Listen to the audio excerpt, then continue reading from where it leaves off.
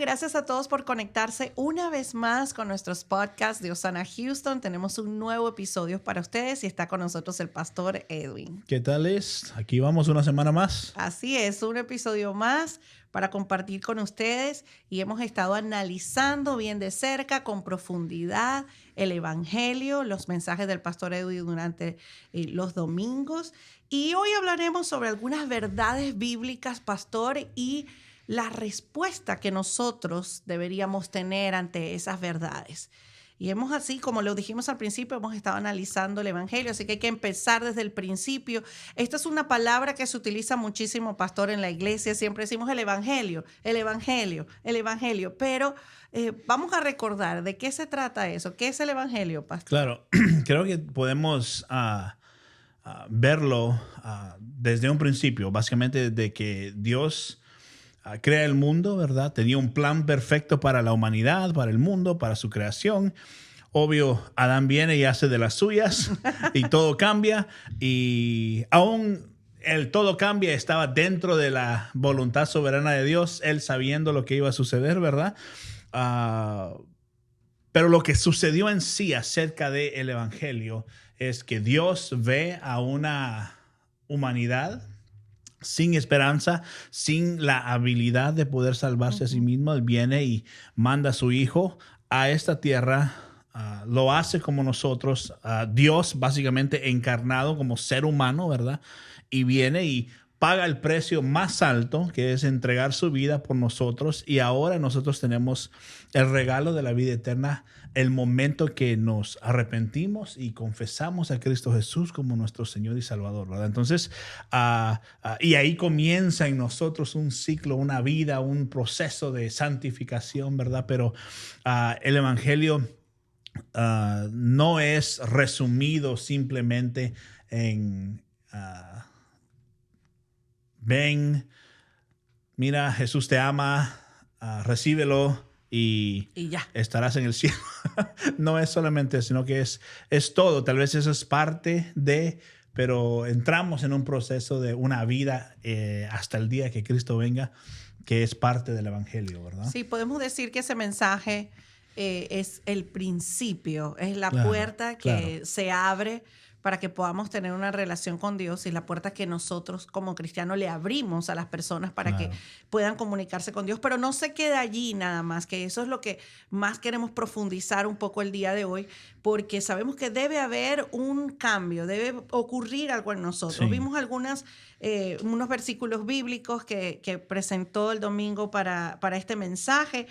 Y Juan 3:16 es uno de los versículos que más se utilizan para presentar el Evangelio. Está claro como el agua, pero siempre nos quedamos como en el principio de ese versículo. Pastor, hablemos un poco más de los versículos que le siguen a cuando Jesús le presenta a Nicodemo este versículo. Claro, leamos los versos que utilizamos el domingo. Entonces empezamos con Juan 3:16 hasta el 21 y dice: pues Dios amó tanto al mundo que dio a su único hijo para que todo el que crea en él no se pierda, sino que tenga vida eterna. 17, Dios no envió a su hijo al mundo para condenar al mundo, sino para salvarlo por medio de él. No hay condenación, verso 18, para todos el que cree en él, pero todo el que no cree en él ya ha sido condenado por no haber creído en el único Hijo de Dios. Verso 19. Esta condenación se basa en el siguiente hecho: la luz de Dios llegó al mundo. Es lo que hablamos. Dios hecho hombre en la forma de Jesús, ¿verdad? Vino al mundo, pero la gente amó más, dice. Entonces aquí estamos viendo la respuesta de la gente a lo que Dios hizo por nosotros. Amó más la oscuridad que a la luz. Y dice, porque sus acciones eran malvadas. Verso 20, todos los que hacen el mal odian la luz y se niegan a acercarse a ella porque temen que sus pecados quedan al descubierto. Y el 21 leímos, pero los que hacen lo correcto se acercan a la luz para que otros puedan ver que están haciendo lo que Dios quiere. Entonces, creo que el Evangelio, por eso se predica, se presenta esta verdad de la esperanza que Dios nos dio a través de su Hijo, ¿verdad? Y la realidad es que los que son de Dios van a escuchar esto y corren hacia Dios, ¿verdad? Y aquellos, como vemos en el verso, dice que vieron, ¿verdad? Escucharon y dice, pero odian la luz, dice, por el simple hecho de que van a ver que sus pecados van a ser revelados. Entonces, ¿qué hace la luz? La luz revela lo que hay en la oscuridad, ¿verdad? Entonces, es más allá de solamente el verso Juan 3:16, ¿verdad? Sino que detrás de eso hay algo que sucede, y es que muchos rechazan lo que Dios nos ha ofrecido, ¿verdad? Y lo que Dios nos ha dado a través de su Hijo Jesucristo. En este versículo está esa verdad que a veces ha sido malinterpretada o lo utilizamos a nuestra conveniencia cuando dice que no hay condenación. Entonces, a veces muchas personas lo he escuchado que lo utilizan como una justificación cuando hacen malos actos y dicen, bueno, pero no hay condenación. Yo creí en Jesús y ya no hay condenación porque yo, aunque yo haga mis actos que no agradan a Dios, pues, ¿qué le diríamos a eso, pastor? Que sigan leyendo. Que sigan leyendo. El pasaje es un poquito largo. Y aún lean todo el capítulo 3, ¿verdad? Sí. Creo que ahí es donde es lo difícil, creo que y triste tal vez aún dentro de la iglesia, donde muchas veces hemos cometido errores, me incluyo en esto, que tal vez tomamos un pensamiento, un verso, una palabra en sí, decimos, ya ves, pero en realidad va detrás de un contexto que tiene que ser completo para llegar a una decisión y determinar qué era lo que el escritor quería decir en este momento, y a quienes estaban escuchando, sí, ¿verdad? Entonces es triste ver que detrás de un mal entendimiento hay tanta doctrina errada, cuando en realidad Dios ha hablado y nos ha dado lo más claro posible para que podamos seguir sus instrucciones, ¿verdad? Entonces, si alguien piensa que porque dice no hay condenación para todo aquel que cree en Él, que puede hacer lo que quiere, en realidad no ha captado quién Dios es, ¿verdad? En sus vidas. Es verdad. Una vez que tenemos ya claro que es el evangelio de que amamos a Dios, entregamos nuestra vida y comenzamos en ese proceso de crecimiento, de relación con Dios, de acercarnos más a Él, tenemos que empezar a conocer esas verdades bíblicas para que podamos vivir acorde a lo que Dios quiere, ¿verdad? Y que podamos conocer a nuestro Dios de una manera más cercana. Entonces, hablemos de esa verdad. La primera verdad que nos habló en este mensaje fue acerca del carácter de Dios. Dice, hay una verdad bíblica y hay una respuesta bíblica acerca del carácter de Dios. Eso es una verdad bíblica y una respuesta que deberíamos tener nosotros a esa verdad. Hablemos del carácter de Dios. Sí, el domingo, obvio, creo que mencioné esto durante el mensaje. Dije que este domingo vamos a leer muchos versos, entonces no sé si nos podemos escapar de no leer. Creo que hay que leer algunas cosas para entender, pero básicamente la idea es esta. Que si hablamos, un ejemplo del carácter de Dios, que fue uno de los puntos, siempre hay una verdad, una presentación bíblica que se nos hace. Y entonces, ¿cómo respondemos a la verdad bíblica? Debe de venir de una respuesta bíblica, sino que no puede, porque tenemos la tendencia de que viene de una respuesta de mi opinión propia, o de lo que yo creo. Pero yo crecí de esta manera y se me enseñó de esta manera, entonces ahora por eso decido de esta. Entonces, ¿qué dice Dios acerca de cómo tenemos que responder a sus verdades? Y esa es la idea del mensaje de este domingo. Y hablamos del carácter de Dios, ¿verdad? Entonces, hablamos acerca de cómo es qué tan glorioso Dios es. Leímos Deuteronomios 32, 3 y 4, donde dice, proclamaré el nombre del Señor, qué glorioso es nuestro Dios. Él es la roca, dice, sus obras son perfectas. Todo lo que Él hace es justo e imparcial, dice. Él es Dios fiel, nunca actúa mal. Qué justo y recto es Él. Luego leímos Salmo 145, 8. El Señor es misericordioso y compasivo, lento para enojarse y lleno de amor inagotable. Esa es una de las características de Dios. Entonces estamos hablando, esto es una verdad bíblica. Esto es como Dios es. Ahora, ¿cómo respondo a esa verdad bíblica, verdad? Entonces tiene que haber una respuesta bíblica detrás de eso. Entonces nos vamos a las escrituras y por eso dije este domingo vamos a leer mucho. Sí. Entonces, ¿cómo respondemos a esa verdad de que Dios es de esta manera, que es misericordioso, que es compasivo, que es lento para enojarse, que su amor es inagotable? ¿Cuál es la respuesta? Entonces, el mensaje es no saltemos a conclusiones basado en nuestras opiniones, sino tomemos el tiempo, pues nadie nos está apresurando a encontrar la respuesta correcta en la Biblia de lo que la Biblia manda de nosotros. Entonces, eso nos ayuda a un balance más sano y un crecimiento más sano en nuestro caminar y conocer de Dios. Claro, ¿verdad? y que no caigamos en confusiones, pastor. Es difícil. Porque sí. cuando entendemos, por ejemplo, en este punto, el carácter de Dios, de que Dios es un Dios justo y que es un creador misericordioso, es el creador misericordioso, nos creó, nos ama, nos ha mostrado su misericordia. Claro. Y si nosotros comenzamos como Cuestionar. comenzamos con preguntas como ¿por qué un Dios tan bueno? O sea, la pregunta del millón, ¿por qué un Dios tan bueno permite que pasen cosas tan malas a personas que son buenas? Sí. Y ese tipo de cosas.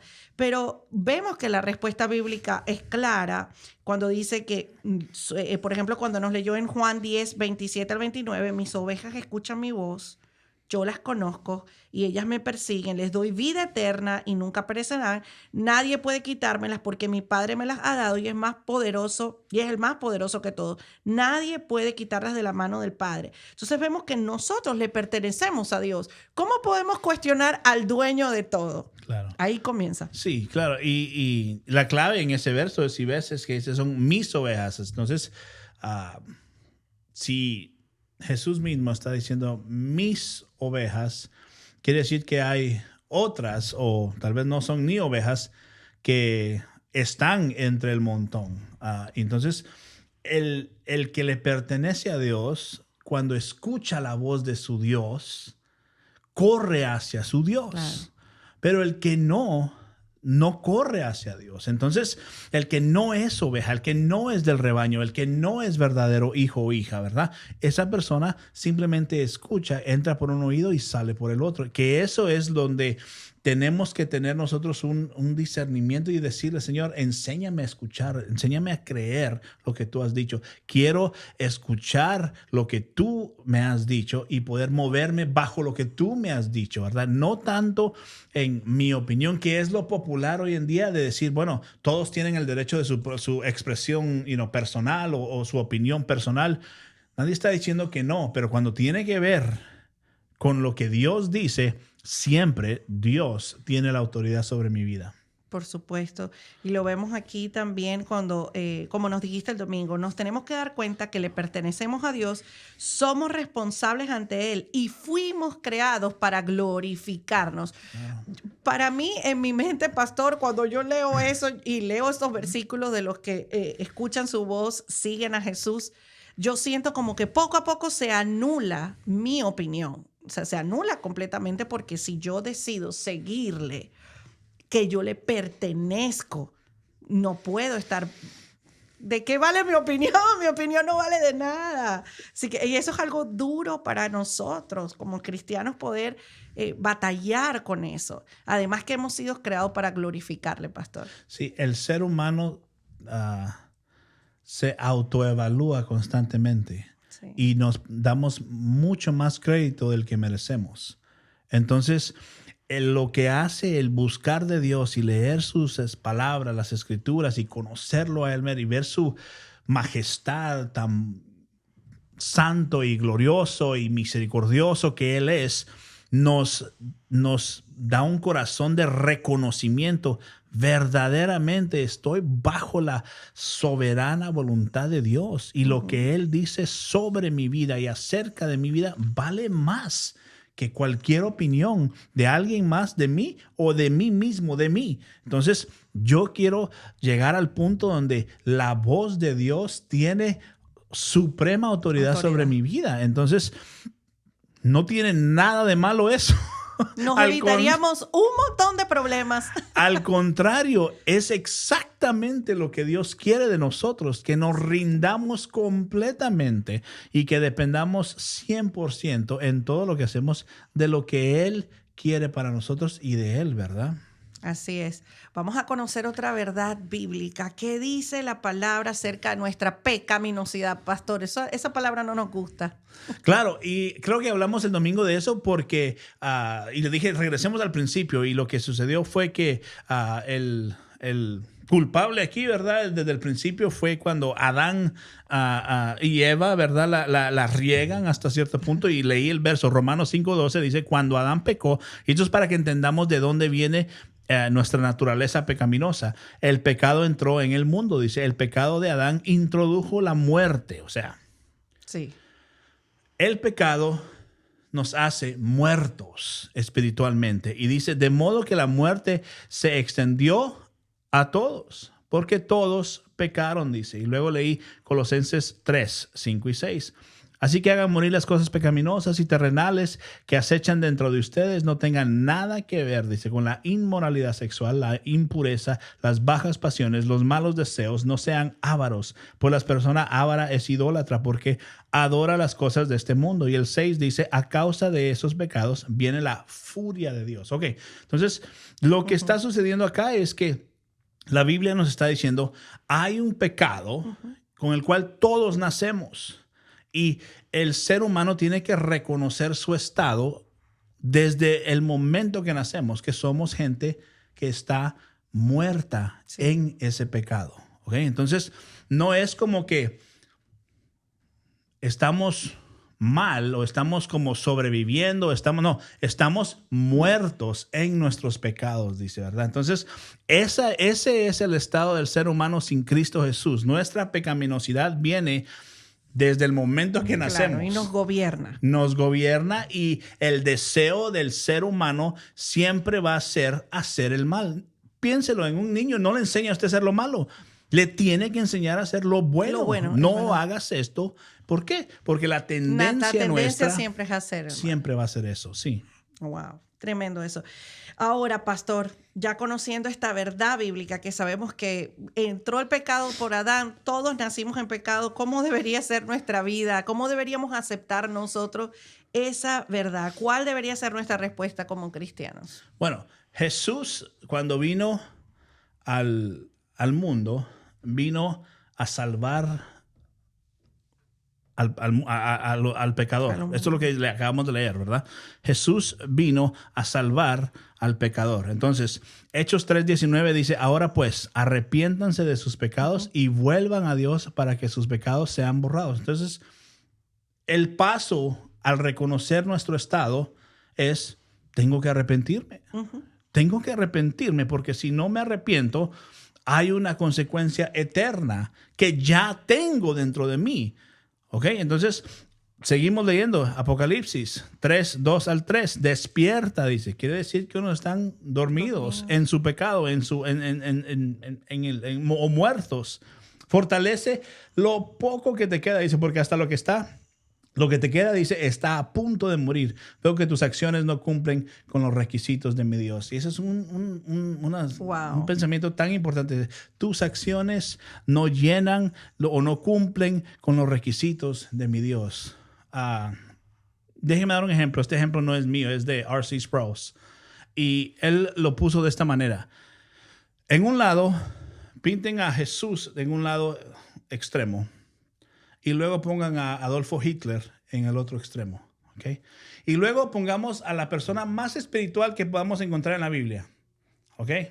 En alguno de estos, o en este caso, para mí hay una batalla entre el apóstol Pablo y Juan el Bautista. ¿Okay? Porque Jesús dijo que no había ningún otro como Juan el Bautista. Entonces, están en esos. Escojamos al apóstol Pablo en este instante. Si Jesús está en un extremo y Adolfo Hitler está en un extremo entre lo bueno y lo malo, en donde pusiéramos al apóstol Pablo, que escribió 2/3 del Nuevo Testamento, que hizo todo lo que hizo, en fin, uno de los hombres más espirituales que podemos pensar, o más santos y perseguidores de la verdad que podemos encontrar en la Biblia. Creo que la tendencia natural sería de ponerlo pues un poquito más cerca hacia Jesús, por supuesto.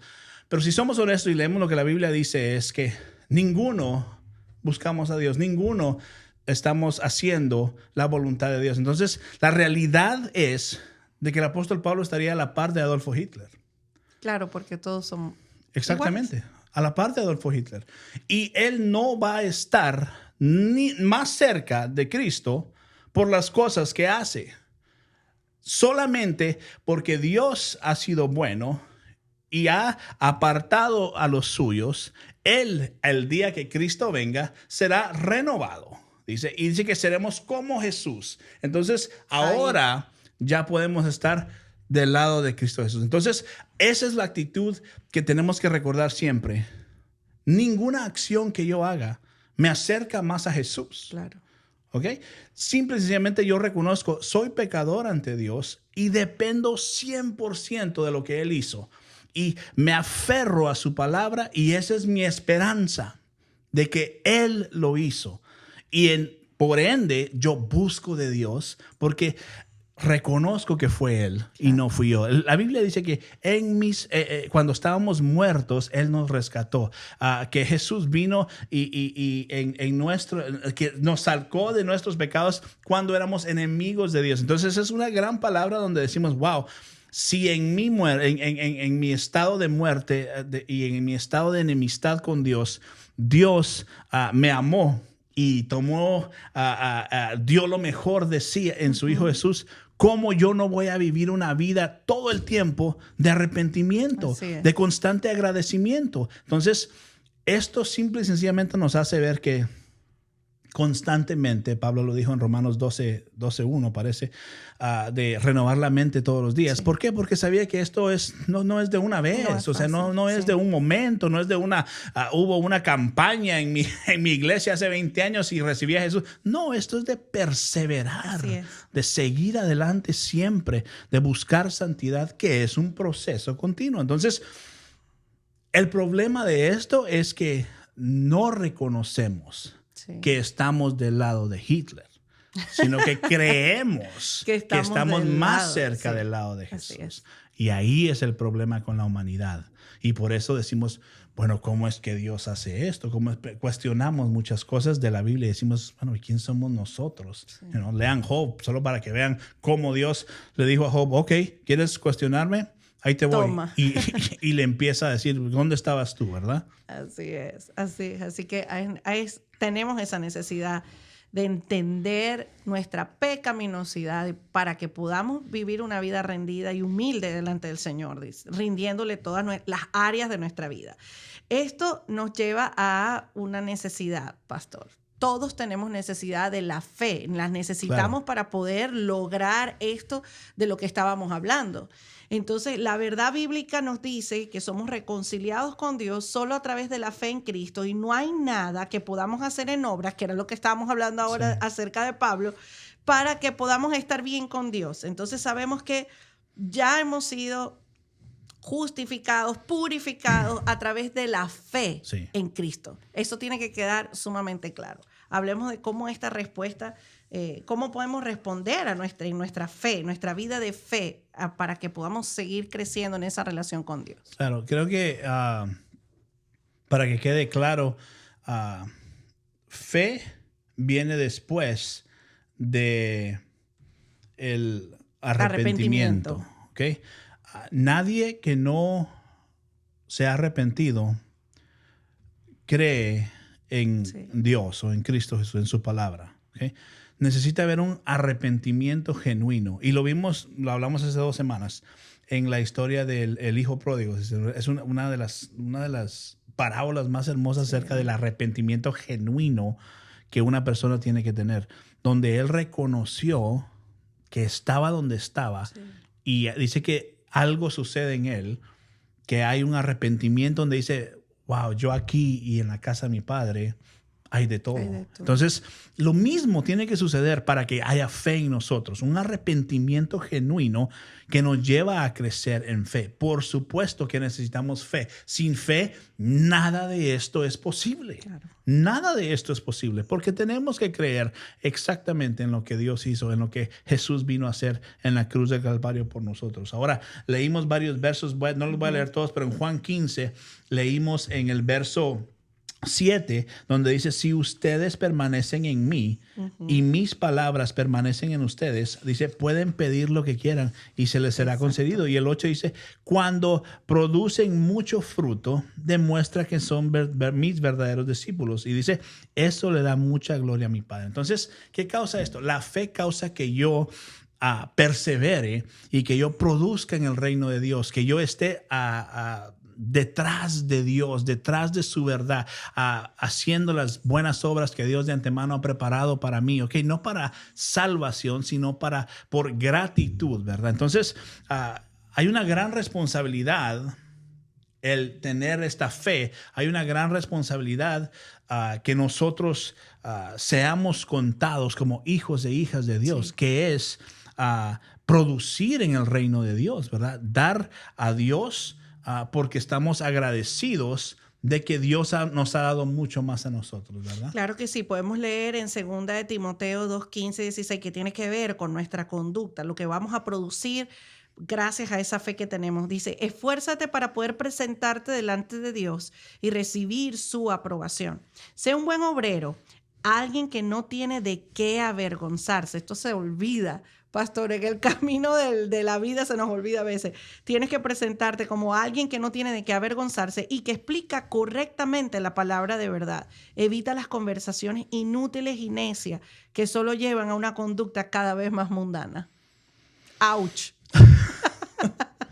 Bueno, mira, yo no sé, más claro no puede estar el verso, creo yo.